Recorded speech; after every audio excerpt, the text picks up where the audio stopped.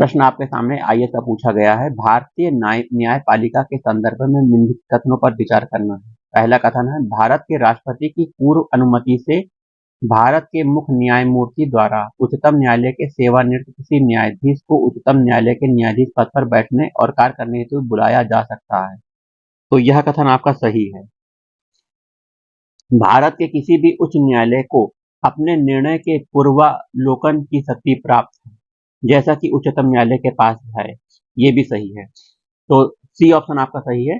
दोनों कथन सही हैं। आइए थोड़ा सा व्याख्या देखते हैं, समझ लेते हैं बातों को। संविधान के अनुच्छेद 128 के अनुसार भारत के मुख्य न्यायाधीश, मुख्य न्यायमूर्ति किसी भी समय राष्ट्रपति की पूर्व सहमति से उच्चतम न्यायालय का न्यायाधीश रहे किसी व्यक्ति या फिर उच्चतम न्यायालय के न्यायाधीश रहे व्यक्ति जो कि उच्चतम न्यायालय के न्यायाधीश होने की संयुक्त रूप से अहर्ह हो, योग्यता रखता हो, से उच्चतम न्यायालय के न्यायाधीश के रूप में बैठने और कार्य करने के लिए अनुरोध कर सकेगा। इसलिए कथन एक सही है। दूसरा कथन है, संविधान के अनुच्छेद 215 के तहत प्रत्येक उच्च न्यायालय अभिलेख न्यायालय होता है। प्रत्येक उच्च न्यायालय अभिलेख न्यायालय होता है।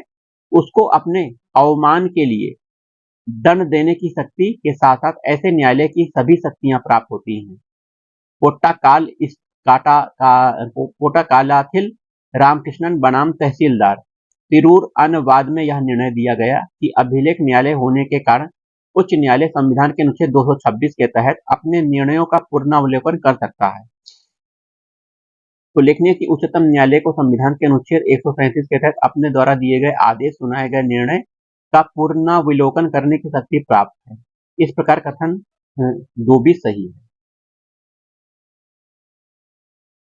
प्रश्न आपके सामने है, भारत के सर्वोच्च न्यायालय में निम्नलिखित में से किस प्रकार के न्यायाधीशों को नियुक्ति की जाती है? तदर्थ न्यायाधीश की नियुक्ति होती है, बिल्कुल सही। अतिरिक्त न्यायाधीश की नियुक्ति नहीं, अतिरिक्त न्यायाधीश की नियुक्ति नहीं होती है, तदर्थ न्यायाधीश की नियुक्ति होती है। आइए व्याख्या देखते हैं। संविधान के अनुच्छेद 127(1) के तहत किसी समय भारत के सर्वोच्च न्यायालय के सत्र को आयोजित करने या चालू करने के लिए उच्च न्यायालय के न्यायाधीशों की गणपूर्ति कोरम प्राप्त न हो, उस न्यायालय के न्यायाधीशों की गणपूर्ति कोरम प्राप्त न हो तो भारत के मुख्य न्यायमूर्ति द्वारा राष्ट्रपति की पूर्व सहमति से संबंधित उच्च न्यायालय के मुख्य न्यायाधीश से परामर्श के बाद उस उच्च न्यायालय के किसी न्यायाधीश को जो सर्वोच्च न्यायालय की न्यायाधीश होने की योग्यता रखता हो, सर्वोच्च न्यायालय में तदर्थ एडहॉक न्यायाधीश के रूप में नामित किया जा सकता है।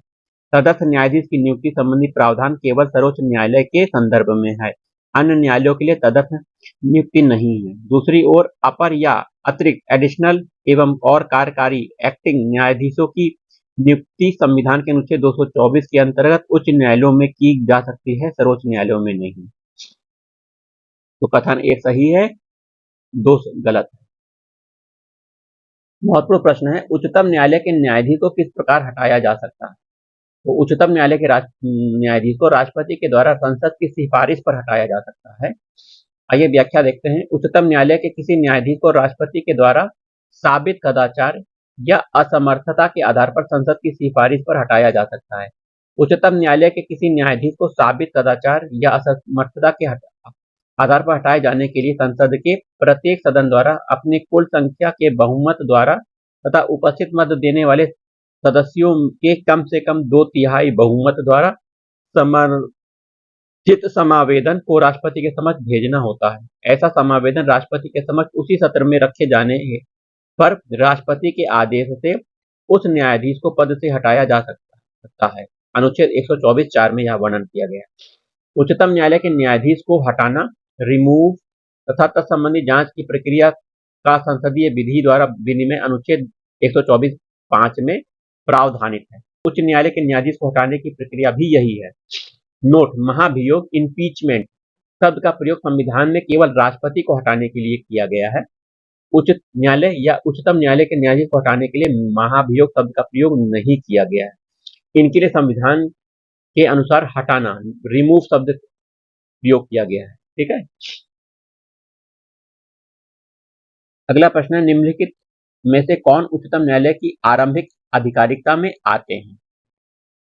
तो भारत सरकार या तथा एक या अधिक राज्यों के बीच विवाद, ये आता है, बिल्कुल सही। संसद के किसी भी सदन या राज्य विधानमंडल में हुए चुनाव पर विवाद, ये नहीं आता। भारत सरकार तथा किसी संघ राज्य क्षेत्र के बीच विवाद, ये भी नहीं आता। दो या अधिक राज्यों के बीच विवाद, ये आता है। तो 1 और 4 आपका आंसर सही है। ठीक है।